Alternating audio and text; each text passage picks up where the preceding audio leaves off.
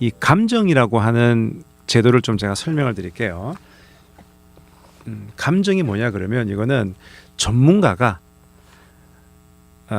어떤 자기의 전문적인 식견으로 어떤 상황을 파악해서 법원에 보고하는 것을 감정이라고 해요.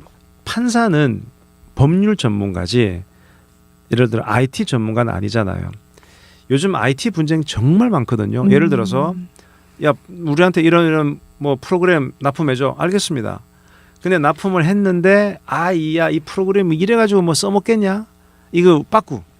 아니 이 프로그램 뭐가 문제입니까? 야 이것도 안 되고 저것도 안 되잖아. 그거는 당신이 못해서 그런 거지. 그리고 이 정도는 뭐 일반적으로 이 정도면 수용합니다. 예. 이래가지고 싸우는 IT 분쟁이 정말 많아요. 정말 많아요. 자 그러면 이게 분쟁이 생기면은 과연 이게 하자가 있는 프로그램인지 아닌지 알 수가 없잖아요. 그럼 판사 입장에서는 과연 이 프로그램에 문제가 있는지 없는지를 파악이 안 된단 말이지.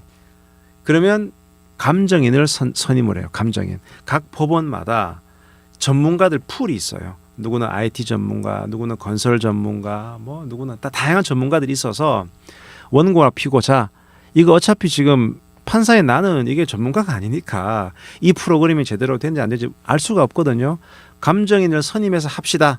라고 하고 감정인을 선임을 해요. 그러면 원고나 피고나 서로 이제 감정인 후보에 대해서 검증을 하죠. 검증을 한 다음에 예를 들어서 이제 A라는 사람이 감정인으로 선임이 됐다. 그러면 그 감정인이 선임이 되면 그 감정인이 감정한 결과 리포트를 내거든요. 제가 감정해 보니까 네. 이 프로그램에 이런 문제가 많아서 이거는 좀 문제가 많네요. 이렇게 할 수도 있고, 뭐 제가 감정해 보니까 이건 뭐 괜찮은데요. 네.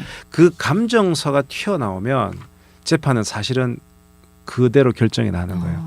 판사는 감정 보내버리면 그냥 놀고 있다가 감정서 나오면 그걸로 하는 거거든요. 자, 그래서 요즘 재판에서 이런 전문 기술과 관련된 분쟁이 워낙 많기 때문에 감정이 정말 많아요. 그러면 감정료를 보통 먼저 신청하는 쪽에서 내요. 원고가 보통 내거든요. 감정료가 작게는 몇백만 원, 많게는 몇천만 원짜리도 있어요. 그러니까 감정인들은 그 돈 받고 감정을 하는 거죠. 그럼 제가 무슨 말씀을 드리려고 하느냐. 제가 지난 시간에 너무 변호사를 믿지 말고 변호사가 다 알아서 해주겠지 뒷짐지고 있지 마라 그랬잖아요. 감정도 마찬가지예요. 뭐 법원이 감정인 정했으면 뭐 감정인이 알아서 감정해 주겠지라고 뒷짐지면 큰일 나요. 왜냐? 물론 감정인도 전문가긴 한데 예를 들어서 뭐 내가 만약에 이 모터만 한 20년 30년 이 만든 중소기업이에요.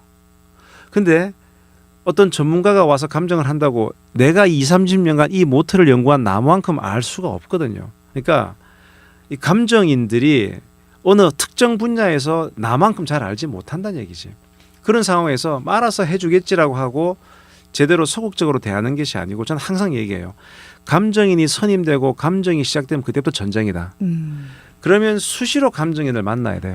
만나서 네. 예를 들어서 그럼 보통 감정인은 공정한 입장에서 감정을 해야 되는데 자꾸 만나고 로비하면 안 되지 않습니까? 로비를 하라는 것이 아니고 이런 거죠. 자, 감정인님도 이 감정 뭐 쉽지 않으시겠지만 이게 사실 되게 독특한 분야입니다. 제가 이 분야만 지금 몇십 년 했습니다. 그래서 저희들이 자료가 많습니다. 이거를 다 드릴 테니까 이걸 잘 좀 보고 판단해 주십시오. 최대한 객관적으로. 그러니까 감정인의 일을 도와준다는 형태로 이렇게 접촉을 하는 거죠. 그러면서도 한마디 더 하는 거죠. 이거 저희들 여기에만 납품한 게 아니고 다 납품했는데 왜 이게 문제가 된다는지 알 수가 없습니다. 만약에 감정인님이 우리 이거 문제 있다고 감정 내버리면 우리 진짜 회사 망합니다 지금. 약간 부담도 주고 그러면서 결코 이거 가볍게 보지 말라라는 식으로 수시로 가서 자료 같은 걸 할 필요가 있거든요. 네. 그리해야 이게 우리가 원하는 감정 결과가 나오지 그냥 감정인이 알아서 해주겠지라고 했다가 낭패 보는 경우가 되게 많아요. 아까 말한 대로 일단 감정 들어가면 판사는 뒷짐지고 있다가 감정 결과 나오면 그 결과에 따라 재판을 해버리거든요. 그래서 지금 재판을 하고 계신 분들 중에 지금 감정 절차에 들어가야 된다.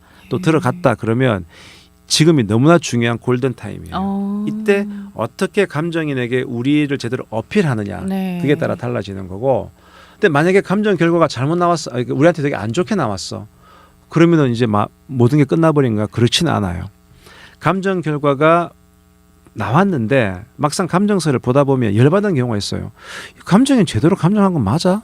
아니 우리 기술을 제대로 이해도 못했잖아 이런 경우가 있거든요. 물론 그런 거를 못하게 하기 위해서 사전에 접촉하라 그랬는데 사전 접촉을 못했어. 그랬는데 감정 결과가 되게 이상하게 나왔고 제대로 잘 모르는 것 같아. 그러면 그 감정 결과에 대해서 재판 중에 계속 사실조회, 즉 감정이님 잘 받아봤는데요. 네. 요 사망의 요런 내용은 우리 이런 논문 한번 참고해 보십시오. 이건 좀 예. 잘못된 거 아닙니까? 사후에라도 이것을 체킹할 수 있는 절차가 있어요. 그래서 한번 되게 한번 심하게 한번 다툴 필요가 있습니다. 그러면 물론 감정인들은 자기 프라이드가 있으니까 자기 결과를 뒤집지는 않으려고 해요. 그런데 막상 그런 논문 같은 걸 갖다 주면 자기 의견을 수정하는 경우가 있거든요. 그렇게 해서 일단 감정 결과가 불리하게 나와도 그거를 치열하게 다투는 그런 과정. 네. 그런데 보면 많은 변호사들은 일단 감정 들어가면 뭐 변호사가 할 일 뭐가 있습니까? 그럼 감정이 알아서 해주겠죠. 이거는 감정 결과에 모든 걸 다 내맡기는 거기 때문에 너무 리스크가 큰 거예요. 그래서 이런 감정은 정말 중요한 절차고 감정인을 도와서 할 일이 무지무지 많다. 이거를 제가 반드시 말씀을 드립니다.